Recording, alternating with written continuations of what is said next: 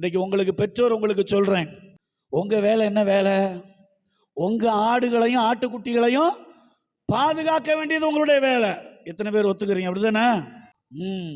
அந்த வேலையை சரியா செய்றீங்களா? சங்கீதக்காரன் தாவீது சொல்றாரு, கர்த்தர் என் மேய்ப்பராய் இருக்கிறார், நான் தாழ்ச்சியடையேன். தாவீது கர்த்தரின் மேய்ப்பருங்கிறாரு. இன்றைக்கு தாவீதின் வசம் இருக்கிற ஆடுகள் என்ன சொல்லும்? தாவீது எங்கள் மேய்ப்பராய் இருக்கிறார் அப்படிதானே சொல்லுவாங்க. இன்னைக்கு உங்க பிள்ளைகள் என்ன சொல்லணும்? ஜாஸ்லின் என்ன சொல்லணும்? ஜமீன் அப்பா என்னுடைய தகப்பனாய் இருக்கிறார், நான் தாழ்ச்சி அடையேன். சொல்லுவே சொல்ல மாட்டியா? அப்ப தாவீதின் வசம் இருக்கிற ஆடுகளுக்கு எந்த பிரச்சனையும் கிடையாது. ஒரு முறை கரடி வந்துச்சு, ஒரு முறை சிங்கம் வந்துச்சு, என்ன பண்ணா? ஆடை விட்டானா? ஐயோ நான் என்ன செய்யறது? நான் அது ஆடு சொன்னா கேட்கல, சிங்கத்தின் வாயில மாட்டிருச்சு, நான் போய் காப்பாற்ற முடியுமா? அப்படியா இருந்துச்சு. போராடினான்.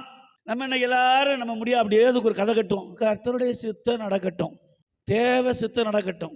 பிள்ளைகள் வாழ்க்கையில தேவை சித்தம் நம்ம என்ன செய்யறது? ஏய், பிள்ளைகளை ஒழுங்கா வளர்த்துருக்கணும்யா.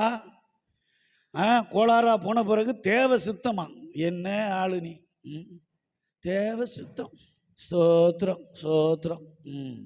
எல்லாம் கோளாரா இருந்துக்கிட்டு, புள்ள தீவனமாக கொடுத்துக்கிட்டு, தடுமாறி போகும்போது, தருதலையாக போன பிறகு தேவை சித்தம். ரொம்ப ஆண்டவர் துக்கப்படுவார் உங்களை விட்டு.